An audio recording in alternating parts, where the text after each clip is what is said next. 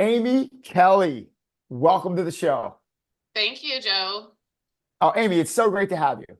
For our listeners who may not be familiar with you and your work, who are you and what do you do? Well, my name is Amy P. Kelly, and I tell people this on a regular basis because it is important to me. My maiden name was Giankitis. And yes, that's Lithuanian. It does sound like a disease. And when I was little, people called me Amy bronchitis, gingivitis, laryngitis, and it really didn't bother me. I thought it was kind of cool that I had something distinctive. And then when I got married, after having so many years of being Amy Giankitis, I became Amy Kelly. And people would say, "Nice to meet you, Kelly." And that didn't bother me. It really didn't. And I wanted to have a memorable interaction. So I thought I'm going to be one of those folks that uses my middle initial. And when I first wrote down Amy P. Kelly, I realized that it really signified something that goes along with, you said, who are you? What kind of work do you do? This is who I am. There's the Amy, there's the Kelly. And on the inside of those two things is the P. It stands for the power on the inside of each individual to fulfill their purpose. And so my work in my career and my life is around helping people develop into their unique purpose. And there are a few of us out here that do this, and I like to use the pathway of human resources, talent development, learning and development, and have been doing that in companies for almost 20 years now. Your book, Glue, also the work you've done with Jon Gordon, the Energy Bus Field Guide. And the main reason why we're together today is this book, hot off the presses, Difficult Conversations Don't Have to Be Difficult, which is this week a USA Today bestseller. Congratulations. That is no easy feat. First off, tell us about how did you get together with Jon Gordon? Such an epic author, so many great books, Energy Bus, Power of Positive Teams, Power of Positive Leadership, The Coffee Bean, one of my favorites. How did you and Jon first get together? Well, you are correct. He is a very epic and prolific writer and author. And this book that we got to write together is his 30th. 30. It's amazing. And yes, he's a numerous time Wall Street Journal bestseller, best-selling books. And I had the opportunity to cross paths with him. It's been almost a decade now. We've been working together for a little over 8 years. And I was the head of the human resources function at a company where I was given the Energy Bus, his book. And someone gave it to me. And to the heart of the matter, we ended up using it for an organizational development program, and it was really successful. It really resonated with people. And not only did I get a chance to work with the book, but I got to see other leaders take the book and use it with their teams and have a really big impact themselves. And I loved that. I loved that they were making it their own. And that's what really works inside teams and companies, is when people feel like, wow, I'm connected to this. This matters to me, and I can help other people with it. And through that particular working relationship, I got introduced to Jon, and we had some conversations about just the work he was doing and he really, really wanted to bring that to more teams and organizations. He works with so many schools, and I love cascading learning and development. And so he offered me the opportunity to write the Energy Bus Field Guide with him. And that was our first project together. And ever since then, we've been working to take leadership and team development with positivity and that competitive advantage into all different types of organizations. That's great. The Energy Bus, maybe we'll back into Difficult Conversations book. So my first entry to Jon's work and your work is the Energy Bus. And my takeaway there, that negative energy, I think called energy vampires, they can just suck the life out of any team, family, any organization where something is just always negative, negative, negative, negative. Always seeing the negative. There's 3 positives, 1 negative. Let's throw in the negative. Or there's one thing we can't control, 2 things we can. Let's complain about the thing we can't control. And it's just those energy vampires suck the life of even some of the most positive, energetic people on the team, right? Mm-hmm. What do you see in your research? Well, the fact is, and I know that you realize this too, we can all be negative at times, and that is normal. We do not want, and Jon says this as well, we don't want to be negative about negativity. We want to understand the benefits of positivity and look at how we can maximize that because we're contagious. Just like you said, if someone is constantly around us and being negative, people can feel that. It impacts their mindset, it impacts their outlook, it impacts teams, organizations, families. And so we are always looking at research around positivity and negativity, the costs of negativity, the benefits, and the bottom line contributions of positivity. With that being said, we don't want people to feel bad if you have a bad day. That's normal. We're not trying to chastise people. We're trying to say, the Heart Math Institute, if you've ever heard of them, they're heartmath.org. They do research and they talk about the fact that when we feel an emotion, it goes to every cell in our body, and people can feel that up to 10 feet away. So we're contagious in so many different ways. And it's heartmath.org where you can look that up. And so if you've ever walked into a meeting and you felt, or even a room with your family, that something was going down or there was something happening, energy, you can feel it. And the same thing is true when we enter a room or we enter a space or a home where things are positive and comfortable. You can feel that energy to some degree too. It is scientifically based. And so we're contagious. And if we have workplaces and teams where we get stuck inadvertently or on purpose, focusing on what, like you said, what doesn't work, what are the problems, why is this bad, it just grows and it's contagious. So we want to be very mindful about shifting, acknowledging, hey, there are hard things. That's why positivity is such a valuable and competitive advantage and such a great tool, is that negativity, there will be challenges. We want to make sure we don't get stuck in the challenges and just what comes along with that. So that's really a big piece of why positivity is about a strength. It's a fortitude in life and work.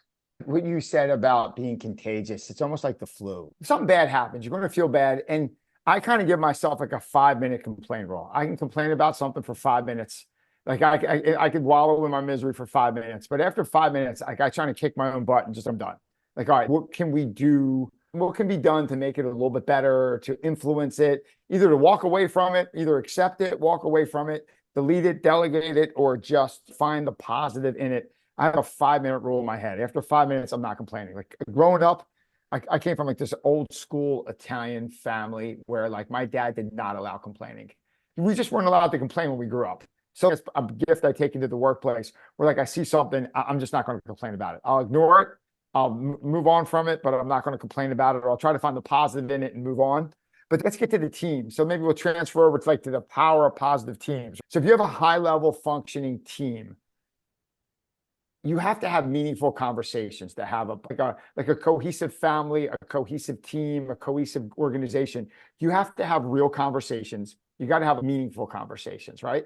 And when you do that, there's going to be disagreements. And you have to have some sort of structure. You don't want to do it in a way where there's ego involved, where you don't want to offend people. You just don't want to say something and you knock people over and they're offended for a month later because you said something crazy. Let's transfer to the book. You give such a great framework on how a team or an organization can structure the conversation we need to have. And there's best practices. You go over the STAR format. It's like it's STAR with 3 R's at the end. And this is a way a team can discuss maybe a really touchy subject, maybe a matter that someone's ego is on the line, or you could potentially really offend someone in the room and lose them. Tell us about that STAR format you did. I thought that was just so dialed in. Well, thank you. And yes, the STAR 3 model is our structure for having conversations and elevating our communication effectiveness when it may be more challenging.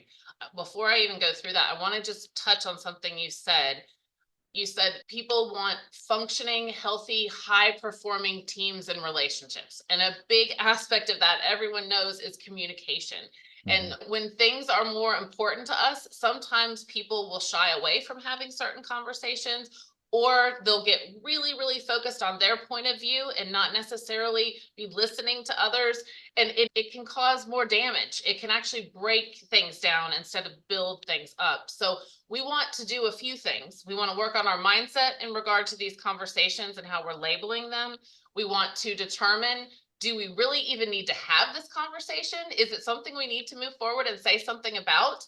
Like your dad, who was trying to instill in you solutioning, right? From an HR perspective, when I got to assess and still get to assess talent for promotion and more responsibility, one thing that leaders are looking for is, how does Joe turn our challenges into solution? It sounds so simple, but that's a key piece of someone who has enterprise level leadership capability, is they acknowledge, man, this is a huge problem. I'm willing to listen to people about it. And I will, at a certain point, we're going to turn off though. We've talked about this enough. We've got to solve this issue. And they're regularly helping people transition to that productive side. So when it comes to our conversations, people know how to navigate. First, they're looking at themselves and saying, do I really need to have this? Do I really need to say this? Is this about me? And you talked about ego. This star 3 model combines some of the best practices that Jon and I have seen in our work with individuals and teams, whether it's personal, professional. How can people prepare using a model for their mentality, for the structure of the communication to be more successful? And the S stands for small ego, big mission. Yeah. Thinking about, why are you even together in the first place? You have a shared focus that you've come together as your family, as a team, for a sports team, as a school team, a company team. And that mission is why you're having the conversation. It's not to point out a flaw in someone else or to blame or to just complain. It's not about our ego. It's about that greater purpose. And so the S is really reminding us of that before we even get started. The second one, the T in the star 3 model, is about truth, telling the truth. And telling the truth sounds so kind of simple on the surface. People say, of course, I want teammates and family members and leaders and friends who tell me the truth, who are truthful with me and have integrity and would be truthful with others. Now, even though I hear from people all the time and in the research how important truthfulness is, we don't always tell the truth. So how do you discern when to go ahead and speak up and say things? And how do you tell the truth in a way that people can receive it to help them get better, not as a blame or pointing out a flaw or as an overly critical way of doing that? Because the truth is beautiful. It can sound harsh if we're not prepared for it, or it is brought to us in the package of what sounds like critique and judgment. So we've checked our ego first and we've thought about our mission. And as we're getting ready to deliver the truth, which is the T, we also, the center of this model that's on my t-shirt, the star 3 here, is the A, and the team is the star there, because we're asking people to assume positive intent. So when someone tells you the truth, even if it might be a challenging thing to hear, we're going to assume that they brought it to us because they want us to get better. And those 3 things kind of get us off on the right foot, Joe. Pause there for a second. First off, you start off like small ego, like it's the team first, big mission, small ego. I love the idea of the perspective. Do we even need to have this conversation, right? In the corporate world, like you can even take the conversation to something bigger, like meeting. Do you need to have a meeting? Right. I think Ryan Holiday, if you're familiar with him, he's an author of Stoicism. He has a great saying. It's, do we need to have the meeting? Should the meeting be a phone call? Should the phone call be an email? Should the email just be a text? Should the text even be sent? Right. So you get back to the conversation. Does this need to happen? What do you think are some of the indicators that the conversation needs to happen if you're like in a work environment? Well, some of the things that I have seen people stop and decide that it doesn't need to happen. I'll start there and then what does. When people are trying to just prove that they're right, those conversations don't always need to happen. And so when you're thinking about, is this about me or is this about we? So if the conversation is about a we, if it's about our shared vision and our greater purpose as a team, a group, or an organization, then that's one of the first hallmarks that, yes, proceed down the path of asking yourself some questions. Because if it's just about you or proving a point, or you really want to tell someone what's bothering you about them, then those are things that I would say, okay, I'm pausing at that point to look at, is what I'm sharing really beneficial to the bigger we? And so if you hear we in what we're talking about, then you can keep moving forward. Another thing that the conversation needs to be had is that this is something that's coming up and we're continuing to do the same thing and expecting something to change. And that it's not going to change if you don't communicate. So you're giving it some opportunities, the topic or the team item, and the course isn't correcting itself. And so maybe there's a lack of clarity. So the conversation can produce greater clarity, and that will help everyone. It just, clarity is kind. I like to say that. I have a teammate who likes to say that too. And so if it's about clear communication, if it's about the bigger vision and mission of the organization and the purpose of it, but if it's about proving yourself right, or if it's egocentric, it might be one that you want to pause and consider a little more closely. Getting to the point with the S, the small ego, big mission. It's we over me, right? And I love you said, should this conversation happen? One, you're not going to have a conversation just to prove that you were right. It's just about you being right, and it doesn't help the situation forward, and that's not happening. Second one, is this a recurring situation that's not going away? It's not self-correcting, and it's just not going to fix itself. And I love what you said, clarity is kind. That is so great. I just heard on a Tim Ferriss podcast, he had a neuroscience researcher on, and she said, make the implicit explicit. The same thing what you're saying, clarity is kind. Be very specific and very clear what you're doing. That's great. Now, if you move over to the tell the truth, here's the tricky part. It's real easy to say what's on your mind. How do we say that? In the beginning, it's small ego for us, right? But where my brain goes with the T, with tell the truth, the watch out is it's their ego. We got to make sure we don't hurt their ego with the T part of it. So how can we tell the truth, or maybe say what needs to be said? What are some best practices of making sure we don't step on someone else's ego where we just lose them mentally and they're not into the conversation after that? Does that make sense? Yeah, I think one of the big things that helps here is, yes, I even think about you're telling your truth. And remember, they have a truth too. We've got to, as we're telling the truth, we've got to have considered that we're going to spend as much, if not more time listening to the other person's truth. Going in with those two things is that you have a truth, they might have something that's different, and we're already willing and receptive to hearing that. And going in with the truth, being ready to be a listener as well. Just because we believe in something, that ferocity with which we believe we know the truth or can share the truth, people tend to have their own feelings on the other side of that. And Sure. just as much as we have that intensity and kind of are managing that, realize that be ready for the other individuals. And this is multiple people on a team. They'll have a different perspective potentially. So as we're telling the truth, be open to receiving the other person and people's truth. You have to listen to their perspective. You have to do a heck of a lot of listening. You maybe ask a lot of questions like, hey, what do you see when you see this? What made you decide to do it this way? Moving forward, what do you think the best course of action is? Like, how do you see the next 30 days playing out? And listen, and get their perspective. And I think that's probably the best way, like you mentioned, to get to the truth, maybe the truth being the next best step to take, maybe the plan forward, right? You've got it. And you mentioned mindset. And when we started our conversation, before we even get into the STARRR, our mindset is a huge opportunity for everyone on the planet, I believe, in our communication, period. We know that what we believe, it flows out into what we say, and it ultimately impacts what we do. And so around this topic that we both are so interested in, of the more challenging, the difficult conversations, we've got to realize the power of our mindset as a tool. Yeah. Meaning, just because I say that a conversation isn't going to be difficult doesn't make it so. And what we call something matters. The labels we put on people, the labels we put on situations and things, before we even get into our STAR model and managing our mindset, I want the world to start thinking in a different way about how we label our communication.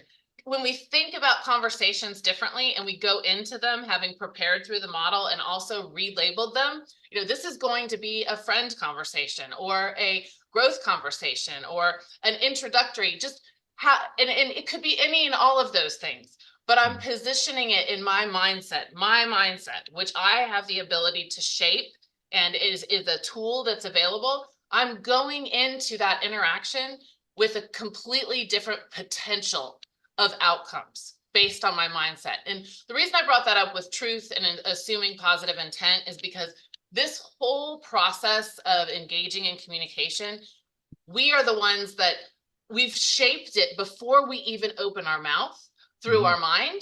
And so we want to take advantage of that opportunity to say, I'm not going to, even I'm concerned because I know this is a really important conversation. I want to call it something other than going into it saying it's going to be hard or difficult. I'm going to call it a commitment conversation or whatever it is to put myself in a better frame of mind for success for myself and all of the recipients. And this combines some powerful things. I mean, athletes, leaders, they use visualization. We do mental agility drills. And when it comes to our conversations as a team in any type of relationship, we have the power to label it differently and start from a completely different place that will influence the outcome. You mentioned like difficult conversations. The call I was on with you and Jon, we discussed some people call them necessary conversations, or if you want to call them meaningful conversations, but they're conversations that have to happen to keep the team together, bring it to the next level, overcome reoccurring problems, but do so in a way that everyone's ego's intact. You do it in a kind way that you respect everyone and move things forward. And I love assuming positive intent because you're way more likely to assume positive intent with someone you have a relationship with, that there's some sort of trust there. They're coming from a good place. They want to make things better. So that's where you have to drop your ego a little bit, listen to what they're saying. And probably there's some real truth there. And maybe when there's a high level of trust inside of teams, if everything's not said perfectly, you could still get past that because the relationship's there and you're putting the people first, right? You're absolutely right. Everything you're saying is important in this model and in the way that we're communicating. One thing that I see in workplaces and in family relationships a lot is this. I'll have a leader say, gosh, I've really been trying to build trust with this person who reports to me or is on the team. But I'll hear in their tone of voice, almost I'll just say to them, it sounds almost like there's a little bit of disdain or that you don't believe in them or you don't. And I said, people can feel that when you're communicating. And so what I'm saying here is we have to work at assuming positive intent, both for that person who's the leader. Sometimes they're like, oh, I know that they're good at what they do, but they're not here yet, or they don't know how to do this. That's a lot of things that you're saying that you don't believe in them about. We've got to try to foster that belief so that they can feel that you believe what you're talking about is good and that they have something to share. And then we need to do that for people who are speaking to us too. And what I mean is, I've had conversations in groups and individually where there was plenty of evidence that maybe there wasn't positive intent. Okay. However, by resurrecting that positive intent and saying, okay, I'm going to go back to a place where I believe that this can be a positive interaction, a positive relationship, you create the environment where that can actually happen. And if you are talking to someone and you can tell that they've written something off, that they're just really not open to your side of a conversation or the team side, you can feel the environment contracting and getting less fertile ground for a solution or a positive outcome.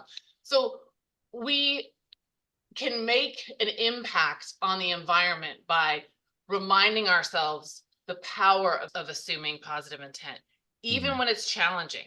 And final thing on this is just, I've had people say to me, I know so-and-so what they mean when they tell me this. They're trying to point out that I'm wrong, or they're trying to say the team isn't good. And I'll say, what if that wasn't true? What if you just believed that they were actually trying to help? How would you respond differently? How would your body language be different? And I've actually seen team relationships change just because of that decision, because the person decided, I'm going to act as if they were telling me this for all of our best interest. And they were consistent on that over a period of time. The relationship between those individuals transformed because that other person started getting a different kind of energy back. Yeah. It's amazing how much that assuming positive intent, instead of assuming that someone's criticizing us or that they have an agenda or an ulterior motive or want to make us look bad. We've got dropping those things and staying open to other people having good intentions helps to create the environment where it goes both ways. Yeah, and I guess that one word I keep thinking in my head when you're speaking, to have that, you got to have trust. You got to trust the other person. And I think to get trust, it's almost like respect. You have to give trust. You have to trust the other person. And I think the majority of the people in the universe, if you trust them and you have a relationship with them and you keep showing trust in them, almost always it's reciprocated to some degree, right? So if you give respect, you're usually going to get respect back. If you give trust, people are probably going to trust you back, right? And I'm sure there's all one-offs, but you're way more likely to get more respect and trust by giving it. It's more likely to come back when you give it. Would you agree with that? Absolutely. Yes. And you're talking about the dynamic in so many professional and personal growth stories that I've seen over the years. When you ask someone, when did you grow the most? Whether it's professional or personal, it's in the workplace. Generally, the stories I hear are someone gave me a project and they trusted me to take, it forward. And I grew exponentially because they believed in me. They gave me that trust in advance. I didn't have to prove anything. I just needed. Same thing in personal relationships. Joe came to me. He said, I trust that you'll do this for our family or for our team. And people say, those are the times when they grew the most, when their performance improved the most. And yes, it's predicated on someone else extending that trust, not sitting. I understand the need to earn trust over time. I do get that. I'm not saying that there are people who will say, you earn my trust, I don't give it until it's earned. What we want to do is work on a balance of, if we don't extend trust to people, it's harder for people to grow in that relationship and to grow professionally. That's when growth occurs, is when trust is given, not just earned. You got to go first, right? Like leaders go first. They go first. They set the tone, and that's leading, right? You set the tone by giving trust, giving respect. Like if you led a team, just say you started a team or I started a team, and I just told all 10 people on my team, I don't trust any of you, and I don't respect any of you. I see you're respecting me and trusting me. That team's dead from the start, right? That team is going to be horrible. Like everyone's going to quit, leave, or not follow you, right? Well, you are a master in something that I don't have as much experience in, jujitsu, as you do. And you know that no one can ever get to be a master without people trusting them to keep trying new things and different things. And it is destructive jujitsu to tell people, nope, we're not, you can't do this yet. You're not, we can't have this conversation. We can't talk about this until you prove something to me. And so we need to, the assuming positive intent with the trust and the truth, it does create an environment where we're able to have conversations about things where there's not agreement, but there can still be one of those R's, which is respect. Yeah, absolutely. And a couple of reasons why this is so important, a couple of random facts I took from the call that you and John had was, one, 70% of all employees avoid having tough conversations, right? Yes, a study done by a workplace resource company called Bravely, they found that 70% of employees are avoiding difficult conversations at work. And then 53% of employees are handling any difficult situations by ignoring them. And if you ignore your issues, your problems, the leaky pipes, whatever you got, they go into the basement, lift weights, take steroids, and come out 6 months later, like triple the strength, triple as bad, right? Like it's anything you ignore goes into the attic and lifts weights. Like it's crazy, right? It's they're coming back, and it's going to be so much worse if you let that go. And it's, what's it, 70% don't talk about it, and 53%. That's a high number. Ignore them. They're very high numbers. And this was actually in connection to, it results in declining engagement and organizational trust. Because when you're not communicating, and this goes back to another saying from you, like the sayings are good because they reach people. And so this is a simple saying too from John. Where there's a void in communication, negativity will fill it. You Yep. said the situation goes into the attic or the basement and lifts weights and gets even bigger. And yes, when we avoid something that needs to be addressed, we make up stories about it too. And we turn it into something that is so much more powerful than it ever was if we had just addressed it. And half the time, by the time we do address it, we've turned it into something that isn't even based on fact anymore because we haven't communicated. We've just made up all the meaning and the stories about it. Much more costly by the time we actually create a solution. That's so true. And it's almost like about the saying where like where's avoiding communications, negativity will fill it. It's almost like you had dirt in your backyard, right? And communication would be like grass, seed, and water, like grass would grow. But if you put nothing there and you didn't throw grass, seed, and water, which is the communication, you just left the dirt. What happens in like a week or two? Weeds start popping up, right? It's just a yard full of weeds. Like you literally have to, the communication is the grass, seed, in the water, right? You need that or the weeds are going to grow. And that's the negativity, where negativity fills the space. To hear a rumor, then the rumor gets 10x the rumor, it gets more exaggerated. And then you have the lack of trust, then lack of commitment. And then all the bad stuff's in the basement lifting weights, right? Yes, it all goes together. Before we even get to this star 3 model for conversations specifically, we talk about 4 C's that are communication, it leads to connection, regularly leads to commitment. And my husband likes to say commitment isn't always convenient, right? You have to stay committed. You're staying committed to that communication and connection. And then we can get to the point where people believe you care about something other than what's important to you, but also what's important to them.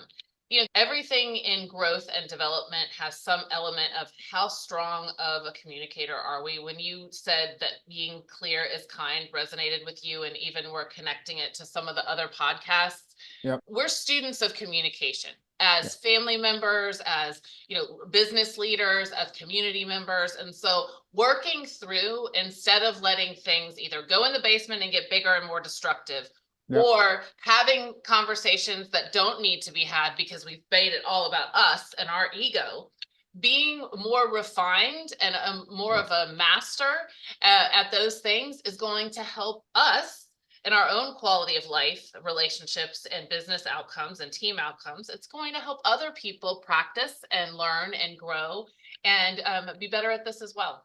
What I love with this book and all of the books you've written with Jon, and you don't need to take a month off of work to read it. Like it's under what, 200 pages. It's 100 pages. It's crazy. It's 100 pages. You could read it in an hour or two, and really gives you a framework to have a high level of connection, build trust, have those meaningful, difficult conversations to move things forward, to elevate whatever team you're on, family, organization, sports team, whatever. Now it's gold. Now, I appreciate you walking us through that. It's so good. Writing the book, did you find it challenging to keep it so concise and tight? There's some books that are hundreds of pages longer that maybe don't have a message that resonates as well. Jon Gordon has taught me a lot about this, and I tend to use more words than necessary sometimes. Sure. I'm not going to say all the time. He has been doing this so long and has seen the impact of that brevity and modeling. What do you do with this in a compact and really easily accessible and ingestible format? I've been a student of that since I met him because of what I witnessed. I was the person who was in talent development in the corporate university, giving out books that were 500 pages. And guess what? Those books didn't get read, and no one was quoting them in the halls, and no one was saying that changed my life. And that does not mean that those aren't great books, because those are fabulous. They are probably nuggets of those books get put into other books. But it's just not as easy to transform companies, teams, and lives with long and very kind of arduous to navigate books. It doesn't get as widely used because it's less realistic when people have lives and work, and maybe they don't have as much of a personal affinity for reading as someone else, to assume that you're going to be able to get a large group of people to actually be able to have a conversation about the shared topic if only one of them has read the work. Yeah, because it's not as accessible. Guy Kawasaki, who started Apple with Steve Jobs, was a guest on the show a few weeks back, and his books are notoriously like this, very short.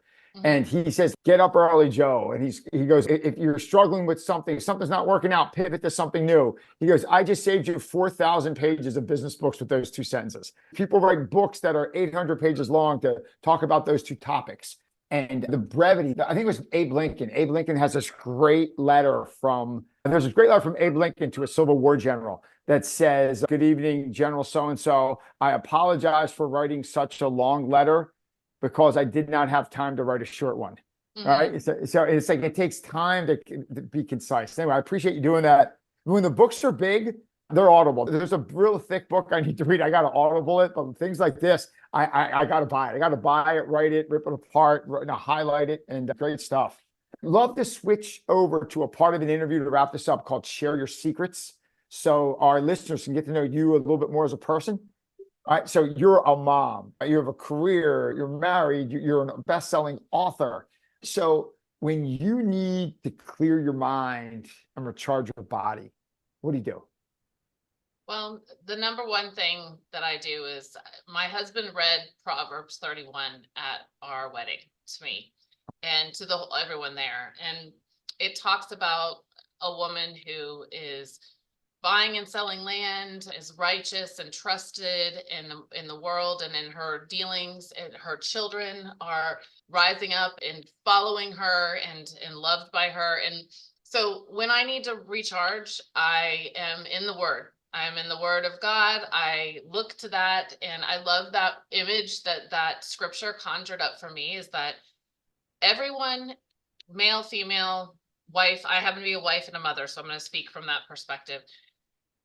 I am the wife and mother that I was created to be. I want to learn from those Guy Kawasaki's and other people and women that are doing things differently, but I will do it the way God helped me to do it. I don't need to be overwhelmed. I don't need to be upset. I don't need my peace to be lost if someone's doing it differently. I go back to the fact that I have the ability to claim and walk in peace. And so that comes to me through the Word of God. I also take care of myself to work out. I know a lot of people say when you work and you work out and move and take care of yourself and don't be led around by expectations of others, but by being at peace with what your priorities are, then you don't have to be in a frenzy or be unhealthy about the way that your day-to-day joy in life is going. Most high achievers like yourself usually have a routine, either to start their day or to end their day. What's your morning or nighttime routine like to get your day right?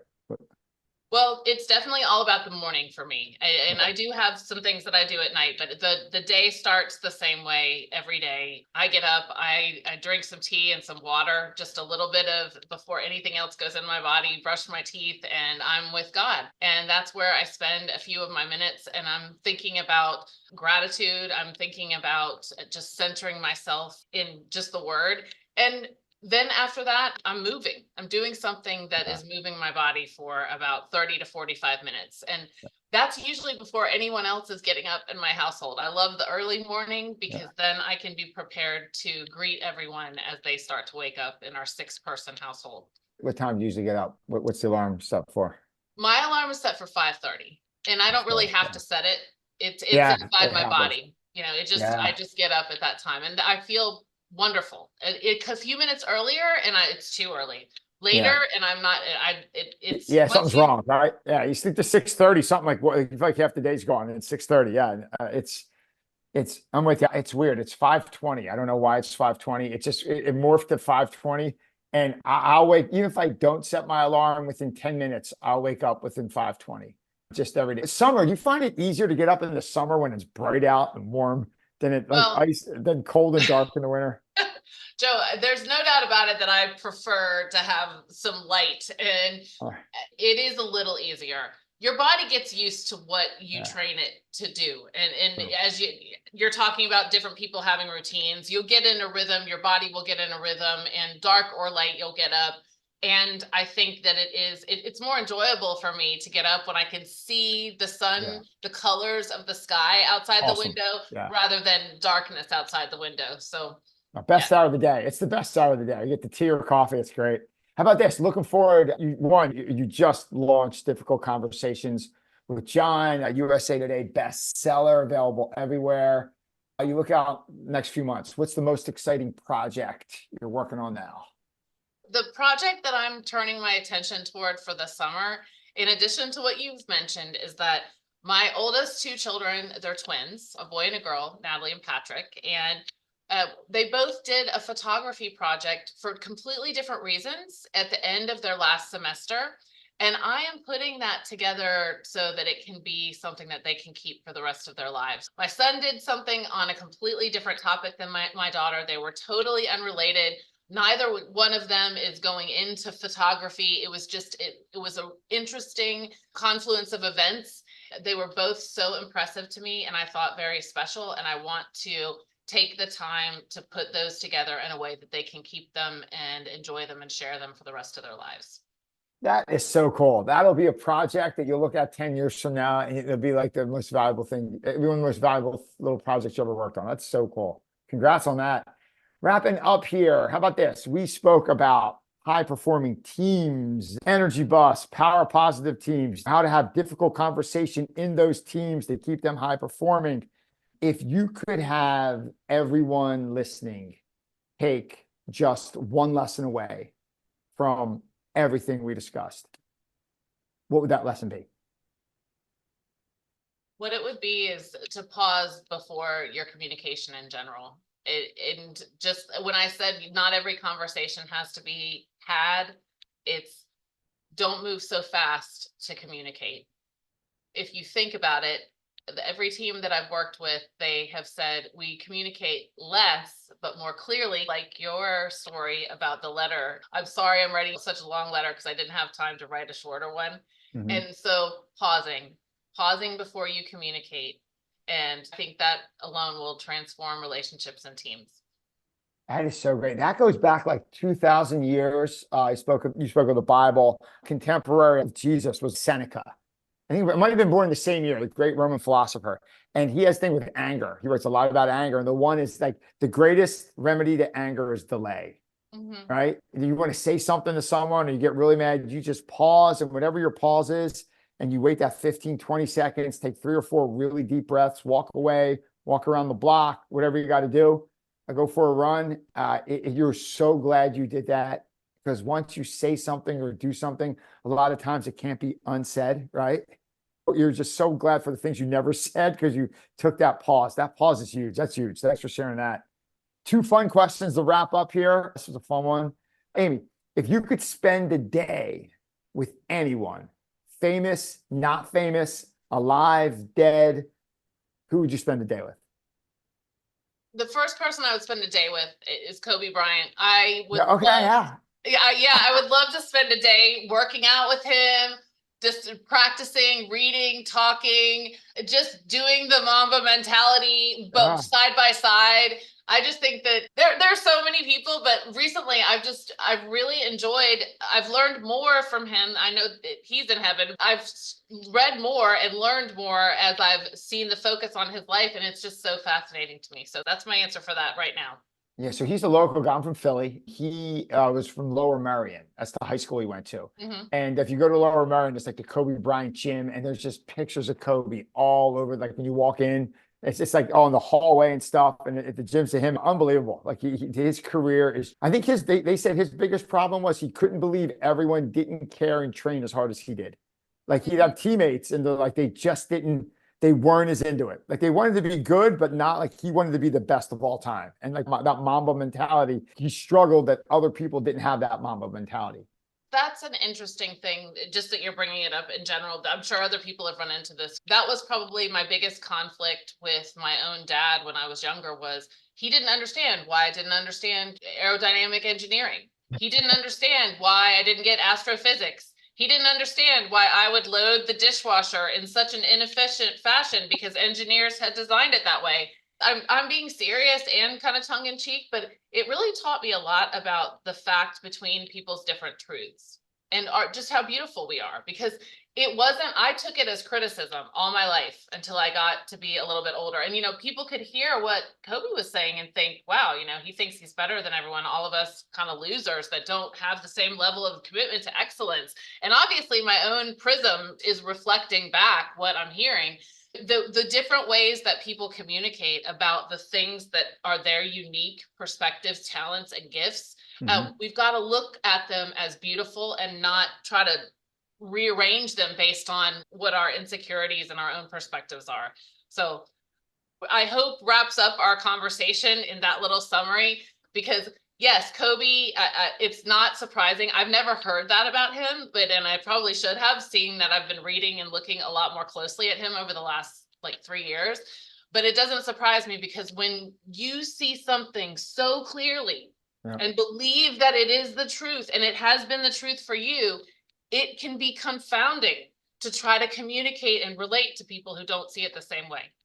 So true. That's great. Thank you for sharing that. That's really good. Last question. Amy P. Kelly, if you had to get a quote or a saying tattooed on your body, what would that quote or motto say? My life word is rejoice. Wow. That is my saying, rejoice. And it's summed up in just that word. Rejoice always. There is always a reason to rejoice, and it is a choice to rejoice. And it doesn't mean you're frivolously walking around saying everything's perfect, but you can choose how you see things. Wow, that sounds like a whole lot of gratitude. That is awesome. I think rejoice is about as good as a spot as any to wrap this up. The guest is Amy P. Kelly. The book is Difficult Conversations Do Not Have to Be Difficult. Amy, if our listeners are looking for you and what you do online, where can we find you? Thank you, Joe. And I would love for them to just visit my website, amypkelly.com, and look for me, Amy P. Kelly, on LinkedIn too. We can communicate that way. And you can find me on social, Instagram at Amy P. Kelly 1. I will put all of them in the show notes. But Amy P. Kelly, I'd like to thank you for joining us. It's been an honor. Thank you for walking us through an awesome little book, Difficult Conversations. Congrats on being a USA Today bestseller, and keep going. Let's definitely keep in touch, and appreciate you coming on the show. Thank you. I am looking forward to learning more now that I really hadn't had exposure to your podcast, but I saw that also Jon had, you had some of the same guests on. Guy was a guest on Jon's podcast I think he was a guest after he was a guest on your podcast. Oh, really? Very cool. No, I just really appreciate it. Thank you, Joe. Thank you to everyone listening. I appreciate it too.